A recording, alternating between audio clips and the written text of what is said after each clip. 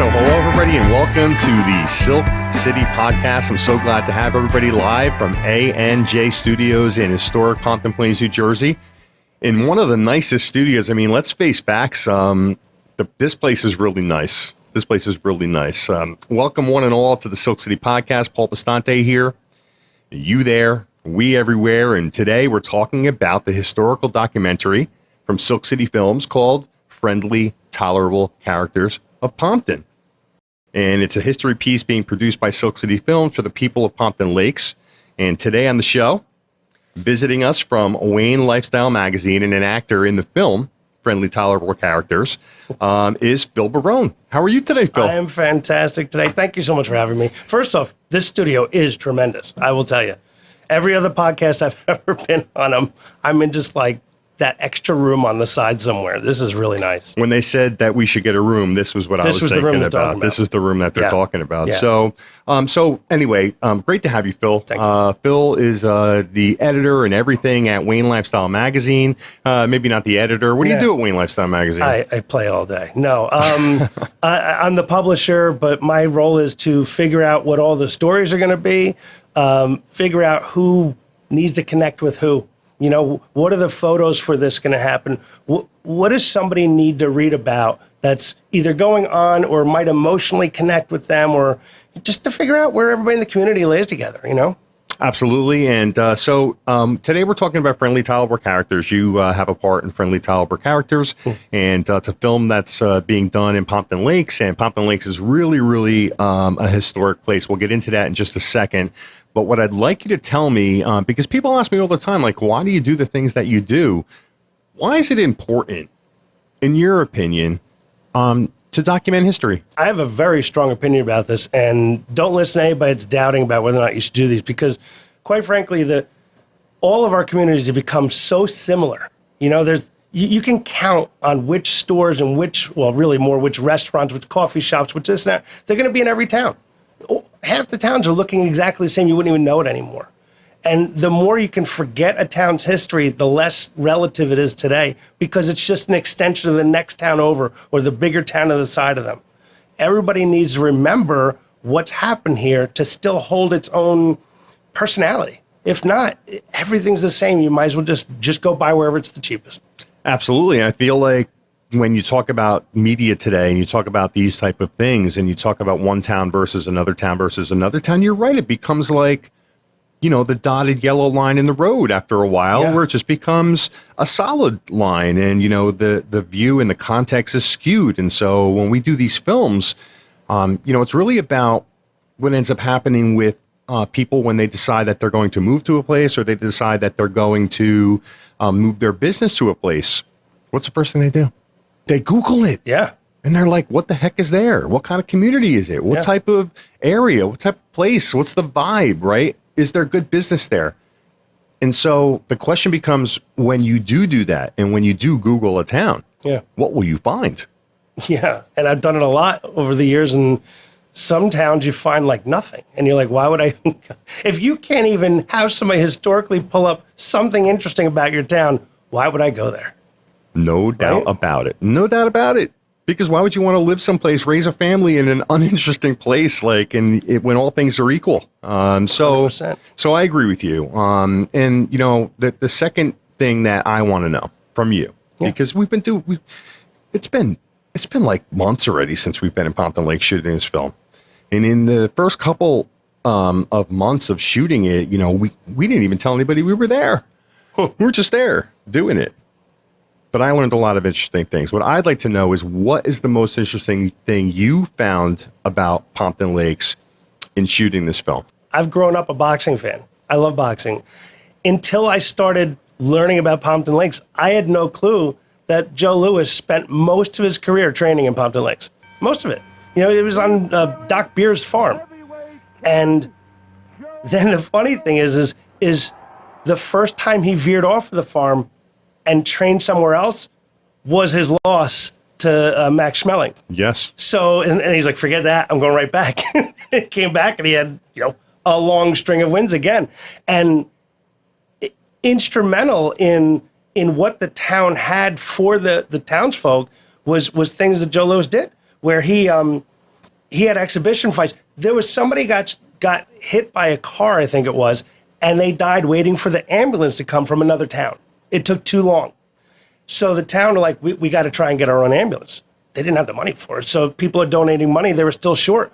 So Joe Louis went and said, I'm going to set up exhibition fights. I'm going to make money enough so we can get an ambulance in here. And he did that. And then he did that with something else. So I love that history of one of the greatest boxers of all time spending most of his professional career here. And then on top of that, adding to the community. You know, there's a history in that people can be proud of. Look at how we started, or look at who helped us, or this is where we come from. It's wonderful. I love it. And Doc's facility was there at what's called the Schuyler House. The Skyler House is at 43 Perrin Ave in Pompton Lakes, and it's it's probably the most famous place and the most historic place in all of Pompton Lakes, hands down. Okay, so not only was that house the boxing training capital really of the world from 1930 to 1950, but it was also the headquarters of the Continental Army in 1781 and 1782. That was it. It was the absolute headquarters of the Continental Army during the Revolutionary War. Let that sink in for a moment. It was also, like you said, basically a boxing training thing. And then on top of that, it was owned and bought in 1739 by Arndt Schuyler, the grandson of the settler of the Pompton area. I mean, it's just weird. Yeah. That's what I learned about it. So I just feel like when we go to these places, you know, really people thank me all the time. They're like, "Oh, thanks for doing this." But really, I'm like the one. I should be thanking them for, you know, being able to like learn old stuff and, you know, do my work there. So Phil, I got a question for you. Yes. Your will up to date? You got your documents set? I cringe when you bring it up. I really do. Why? I have the worst. I got to get this done because I have the worst will. I have one of these ones that you can download as like, this is the will, and you fill it all out. And I look at it and I'm like, it feels like a child wrote it. It's ridiculous. All right. So I have the solution for you. You should call Rebecca Eckert. Rebecca Eckert. She's an estate attorney in Butler. She does like a flat fee. All right. So you can go there and get a will for X dollars. It's not going to cost you a fortune. Not only that, but she's a kind human. She's definitely not your everyday attorney. Well, you know, sometimes they're going to be listening, Paul. They can be a little bougie, right? Like the attorneys.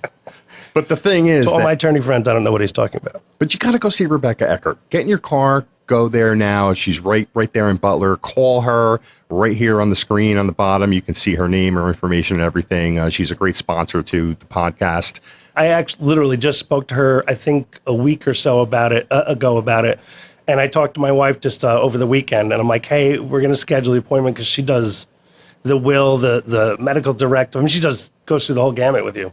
Absolutely. We love her. So if you're listening, Rebecca, thank you.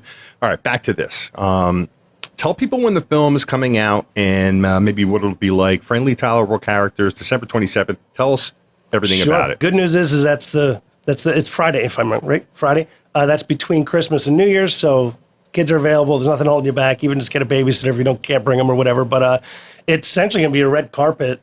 It's a red carpet experience. It's a Hollywood premiere, right? And it's going to be good. You're going to be seeing a lot of the people that are in the movie, a lot of the fanfare, kind of the hype, and that feel happens so much more about what's in the movie when you're there with the people that are doing the movie. So it's definitely a good thing to try and get to.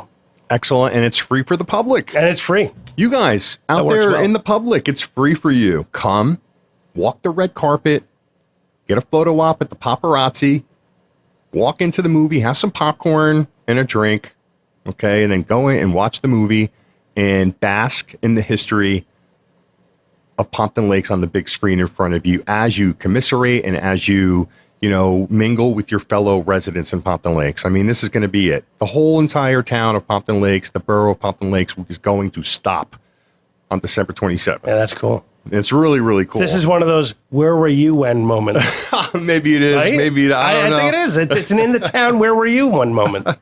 So, Bill, in front of us, we have these great A&J mugs, Yes. right? And I have my coffee in there. You have your coffee, over there. And I was thinking, and the reason that we have the mugs out today, it's not just an aggrandizing shot. It's because of the fact that as a race, as the human race, okay, we have put people on the moon. We have connected all of the planet to each other via the internet. We can replace stem cells and we can clone people, right? We can do all these things, but that we can't figure out the coffee cup, the disposable coffee cup. I mean, it leaks all over the place. How could we have not figured out? How could we have not figured out? Okay, They're always leaking out. They're always leaking out. I'm not actually a coffee guy, but I'm a tea guy. I'm hot chocolate. And every time I get it, if I don't sit right there the moment they give it to me and drink it, it is going to be all over me. So I want to thank the sponsors, Simply Labor Moving, Ryan Matthews from Berkshire Hathaway, great realtor, United Tips of America. They're a local networking organization, Local Shirt and Sign. Local Shirt and Sign, Seth owns that, and Seth is also the drone pilot, drone cinematographer for Friendly Tolerable Characters. Okay, I didn't know Seth owned the shirt as well. That's right. He owns the shirt company. We have the senior company, Steve Romano. They are exclusively about helping seniors. North Jersey Remodelers and also State Farm Insurance, the Derek Benelli Agency. Until next time on the Silk City Podcast, check you later.